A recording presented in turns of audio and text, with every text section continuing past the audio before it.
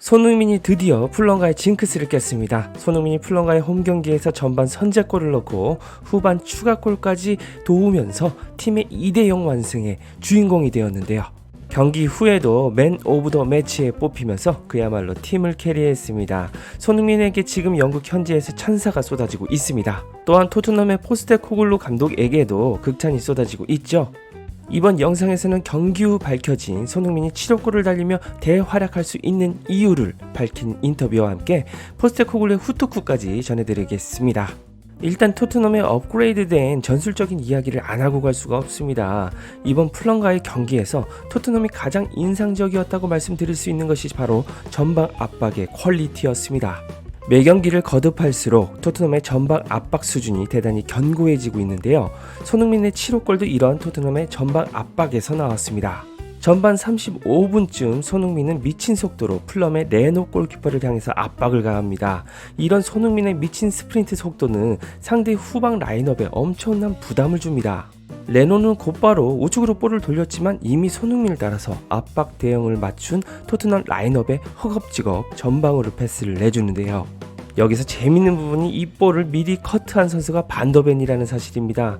센터백 반더벤까지 높은 라인에서 압박 대응을 좁게 유지했기에 나올 수 있는 장면이었습니다. 이렇게 전방에서 볼을 끌어내는 압박이 성공하면 상대는 수비 라인업을 정리할 시간이 없습니다. 때문에 손흥민이 중앙에 프리로 놓이는 상황이 연출되었죠. 히샬리송이 바로 손흥민에게 연결했습니다. 그리고 여기서는 절대적인 것이 손흥민의 개인 기량에서 나왔습니다. 이미 손흥민이 좋은 위치에 있었지만 볼을 잡은 순간에는 두 명의 수비수가 손흥민을 압박을 가하는 상황이었습니다. 하지만 손흥민은 간단하게 바깥으로 터치 한 방으로 압박을 벗겨냈죠. 그리고 손흥민의 장기인 가마차기로 그대로 우측 상단 골모서리에 슈팅을 날려 골망을 흔들었습니다.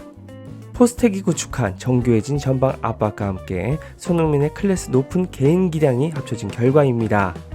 아마 이 슈팅 상황을 만들 수 있는 EPL의 주전 공격수는 많지도 않을 뿐더러 이를 정확하게 꽂아 넣을 공격수는 더 없을 겁니다.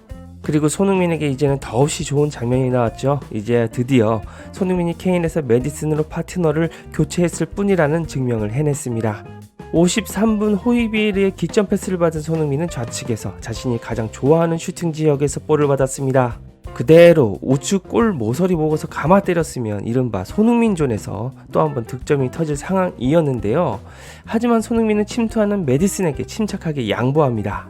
그리고 메디슨은 완벽한 1대1 찬스를 가볍게 툭 마무리했죠. 여기에서 느껴지는 것이 바로 캡틴의 면모입니다. 개인의 커리어보다도 팀과 동료를 위한 선택을 할 줄 아는 선수라는 것이 이 한 장면으로 압축이 되는 장면이죠. 손흥민은 그야말로 이번 경기에서 압도적이었다는 말밖에는 할 수가 없습니다. 1골, 1어시를 비롯해 패스 성공률 83%, 기회 창출 4회, 빅찬스 메이킹 1회, 파이널 서드 2회, 드리블 성공률 75%였습니다. 이제 토트넘의 스포트라이트는 그 선수가 아닌 손흥민에게 집중되는 시즌입니다. 경기 후에도 손흥민은 주목받고 있는데요. 이적시장 전문가 로마로는 손흥민이 이번 시즌 PL 9경기 7골을 기록하고 있다. 그는 엔지 감독 아래에서 날고 있다라고 이례적인 극찬을 남겼습니다. 그리고 영국 토크스포츠를 통한 포스테코글루 감독의 인터뷰는 인상적이었습니다.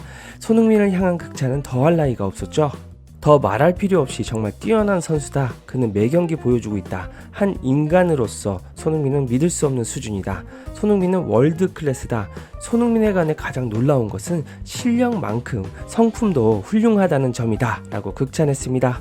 역시 오는 감독마다 손흥민을 월클로 인정하는 것은 다 동일하네요. 그러면서 언급한 해리 케인의 이름이 매우 인상적이었습니다. 포스테코글루가 해리 케인을 언급하면서 손흥민을 극찬했기 때문입니다. 해리 케인이 없지만 손흥민은 이적하지 않아서 다행이라고 생각한다. 손흥민은 토트넘에서 승리를 가져다주는 팀의 기둥 같은 선수라고 칭찬했습니다.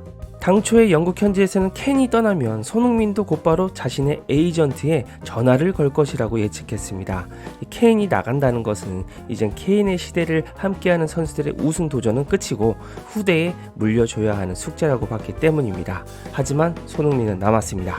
7년 전 토트넘의 선발 멤버 중에서 유일하게 남은 선수가 손흥민이란 점을 보면 놀랍습니다. 그리고 토트넘의 역사적인 출발을 이끄는 주인공이 되고 있죠. 손흥민의 도움으로 골맛을 본 메디슨은 월드클래스 선수라고 지켜 세우는 중입니다. 그런데 궁금한 점이 생기실 것 같습니다. 왜 주 포지션인 왼쪽 윙어에서 손흥민이 원톱으로 자리를 바꿨는데 7호 골을 내달리면서 역대급으로 잘하고 있는 걸까요? 영국 BBC마저도 손흥민에게 편하게 뛰는데 상대에게 치명적이었다라는 극찬을 남겼습니다. 그만큼 원톱 포지션에서 너무 익숙하게 뛰고 있다는 것이죠. 일단 세 가지로 나뉘어서 손흥민은 자신의 대활약을 설명했습니다. 첫 번째 이유로 손흥민은 지난 시즌과 달라진 점에 대해서 팀이 뛰는 자세가 바뀌었다는 점을 꼽았습니다. 선수 모두가 새 감독과 함께 프리시즌을 열심히 준비했는데 그 분위기가 달라 작년보다 좋은 경기력이 나온 것 같다고 답했는데요. 콘테의 고강도 훈련과 딱딱한 분위기에서 토트넘 선수들이 훈련 후에 장난식으로 불평하며 굉장히 힘들었다는 에피소드가 있었는데 비교가 되는 것이죠. 두 번째 이유로는 손흥민은 해리 케인의 공백을 꼽았습니다. 팀에 좋은 역할을 하던 선수가 이적해서인지 다들 더 큰 책임감을 느끼고 하나로 뭉치면서 긍정적인 에너지가 나오는 것 같다. 선수들 모두 가족처럼 서로의 빈자리를 메워주고 어떻게 경기해야 하는지 이해하고 있다라고 말했습니다. 오히려 해리 케인이 나가면서 팀 분위기가 좋아졌다고 손흥민은 이야기해주고 있죠. 모든 영국 현지의 전문가들이 케인이 이적하자마자 토트넘 순위를 8, 9위권도 간당간당할 것이라고 예측했던 것과 너무 다르죠.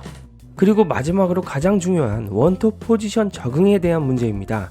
여기서는 제가 항상 주장했던 손흥민의 침투 스트라이커 재능에 대한 이야기가 나와서 기뻤는데요. 손흥민은 케인의 스트라이커 역할을 해내는 상황에 대해서 이렇게 이야기합니다. 축구는 모든 포지션이 어렵다. 그래도 어릴 때부터 익숙한 자리고 독일에 진출하면서도 맡았던 포지션이다. 메디슨 등 동료들이 도와줘서 한결쉽게 그 자리를 소화하고 있다. 팀에서 수비를 원하면 수비도 해야 한다. 팀이 원하는 역할에 충실할 것이라고 말했습니다. 그렇죠. 손흥민은 어릴 적부터 최전방 공격수로 뛰어봤던 선수입니다. 그리고 침투형 스트라이커의 재능을 가지고 있는 득점 본능이 탑재된 선수죠. 케인의 존재로 좌측 윙어에서만 뛰었지만 그래도 그 자리에서 득점왕을 따는 것을 보면 대단할 따름입니다. 이제는 PK도 도맡아 차면서 팀원들의 득점을 완전히 밀어받는다면 몇 골을 넣을지 상상이 안 가네요. 자, 포스테코글 감독도 새 역사를 썼습니다. 첫 9경기에서 승점 23점으로 프리미어리그 역대 1위를 차지했습니다. 이전에는 마이크 워커와 거스 히딩크 감독의 승점 22점이 1위였었습니다. 그만큼 토트넘의 스타트가 대단하다는 의미입니다. 영국 BBC는 시즌 개막 후 9경기에서 승점 23점을 이상을 기록한 사례가 8차례라고 전했습니다. 그러면서 그중 4번이 우승으로 이어졌다고 밝혔는데요. 그렇다는 것은 현재 토트넘의 우승 확률이 무려 50%라는 이야기가 됩니다. 그렇지만 포스테코글루는 플런전 승리에 기뻐하기보다는 문제점에 심각하게 고민하는 모습입니다. 전반에 꽤 잘 대처했다. 좋은 결과다. 후반전은 좋지 않았다. 우리가 할 수 있는 수준 근처에 가지도 못했다. 점유율은 이번 시즌 최악이었다. 아직 할 일이 많다. 후반에 우리는 공을 낭비했고 정적이었다. 우리가 하고 싶은 축구 스타일을 보여주지 못했다. 자유를 즐기는 듯했다. 내가 좋아하지 않는 부분이라고 말했습니다. 후반에 손흥민과 메디슨이 또 동시에 체력 안배를 위해 교체가 되었듯이 토트넘의 스쿼드는 너무나 얇습니다. 장기적으로 봐야 하기에 포스테코글루는 교체를 계속 해주면서 에이스들을 지키고 있는데요. 비주전 자원들이 짧은 출전 시간에도 필사적으로 성장을 해줘야 하는 이유입니다.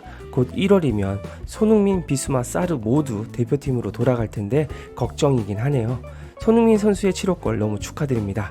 이상 축구영이었습니다. 행복한 하루 되세요.